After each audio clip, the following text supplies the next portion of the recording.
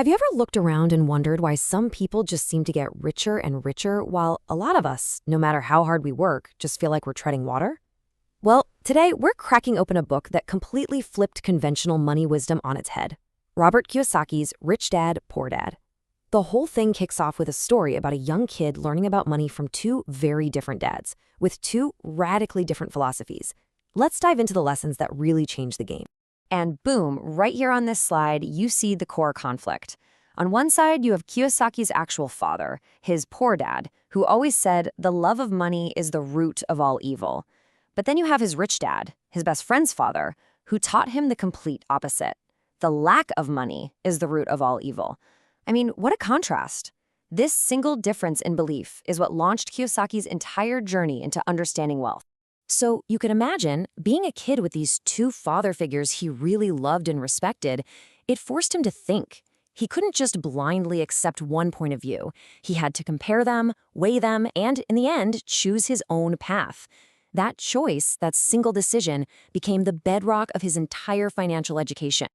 And this really gets to a massive gap in our society, doesn't it? We go to school to learn how to be a doctor, a programmer, a lawyer, but when does anyone actually teach us about money? This is exactly why you see incredibly smart people earning huge salaries who are still just one paycheck away from disaster. They've got professional skills, sure, but they're running on a poor person's financial software. Okay, so let's get into the book's biggest, most game-changing lesson. This is the one that challenges something pretty much all of us have been taught to believe, and it all boils down to one simple question. What is a real asset? Forget all those complicated, jargon-filled definitions you've heard. Rich Dad's definition is so simple, it's brilliant.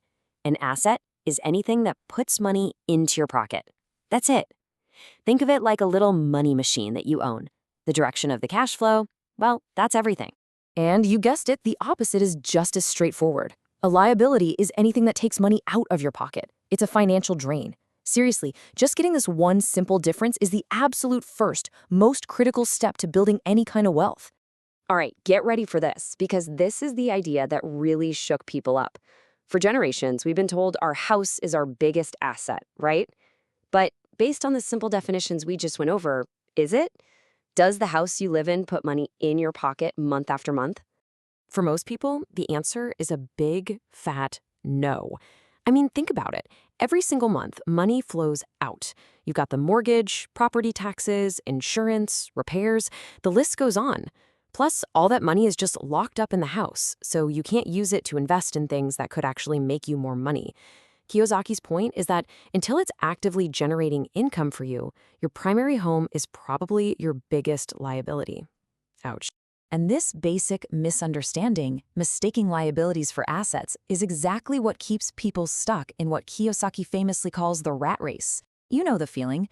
Wake up, go to work, pay the bills, maybe buy something nice, and then do it all over again. You're running faster and faster, but never actually getting anywhere. This quote just nails the psychology behind it. It's all driven by two powerful emotions. The fear of not having enough money to pay your bills, that's what pushes you out the door to work every morning. But then desire kicks in. You see a new car, a bigger house, a nice vacation, and that calls to you, making you spend. It's a trap, and it's powered by our emotions, not by smart thinking. And if you really break down where your paycheck goes, the picture gets even clearer. First, you work to make your boss rich. Then, before you even get your hands on the money, the government takes its slice. After that, the bank gets its cut from your mortgage and credit card bills. And you get what's left over. Now here's the real kicker. You might think, well, I just need a raise. But for most people, more income just leads to more spending. They get a raise, so they buy a bigger house or a fancier car, which means a bigger mortgage and higher taxes. They've just upgraded their hamster wheel, maybe to a gold-plated one, but they're still stuck running in the same circle. Okay, so if working harder for a bigger paycheck isn't the real answer, what is? Let's stop focusing on the problem for a minute and start looking at the solution, the path that the rich actually use to build real, lasting wealth. The alternative is to completely flip the script. Stop working for money and start making your money work for you. It's a huge shift in thinking, right? It's about taking your focus off your salary and putting it squarely on your asset column. And to help us understand this path, Kiyosaki gives us this incredibly powerful yet simple diagram. It's called the cash flow quadrant, and it basically shows us the 4 ways people make money in our world. So on the left side, you've got E for employee and S for self-employed. This is where most people are, trading their time for money. If you don't work, you don't get paid. But on the right side, that's where the magic happens. You've got B for business owner, who owns a system, and I for investor, where money itself works for you. The whole goal for financial freedom is to move from the left side of this quadrant over to the right. Now, the main strategy here is what he calls minding your own business. And no, that does not mean you should quit your job tomorrow. What it means is, while you have your day job, you should be using that income to buy or build real assets. Your profession pays your bills, but it's your business, that asset column, that's going to make you wealthy. So what kind of assets are we talking about? Well, things like a business that can run without you having to be there every single day. We're talking about stocks, bonds, rental properties that generate monthly cash flow, or even royalties from a book or a song. These are the things that put money in your pocket whether you're working, sleeping, or on vacation. But at the end of the day, making this journey from the left side of the quadrant to the right, it's not really about some secret stock tip. It's about conquering the single biggest roadblock to building wealth, your own mindset. You know, it's so easy to blame the economy or our boss or our circumstances, but what Kiyosaki argues is that the real obstacles are internal. It's that fear of losing money, that little voice of self-doubt that says you can't do it, and just clinging to old, outdated ideas like don't take risks or get a safe, secure job. Your mind can be your greatest asset or your biggest liability. This right here requires a massive mental shift. See, most of us were raised to be terrified of failure, but the wealthy see it completely differently.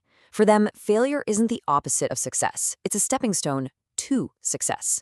They're not afraid to fail because they know that every mistake is a chance to learn, get smarter, and eventually win.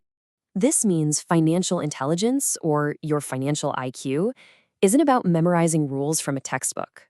It's about creativity. It's about training your brain to see opportunities where other people only see roadblocks. It's about being able to come up with multiple solutions to any money problem. The more options you can create for yourself, the smarter you are financially. And this quote just brings it all home. Your financial destiny isn't sealed by some big lottery win or one amazing investment. It's built by the thousands of tiny choices you make every single day. Every dollar you have is like a little soldier, and you get to tell it where to go. You are literally voting on what kind of life you want with every dollar you spend. So ultimately, the message of Rich Dad Poor Dad is all about empowerment. It's telling you that you hold the power to change your financial life right now by changing how you think and what you do with your money. So the real question is, after hearing all this, what are you going to choose?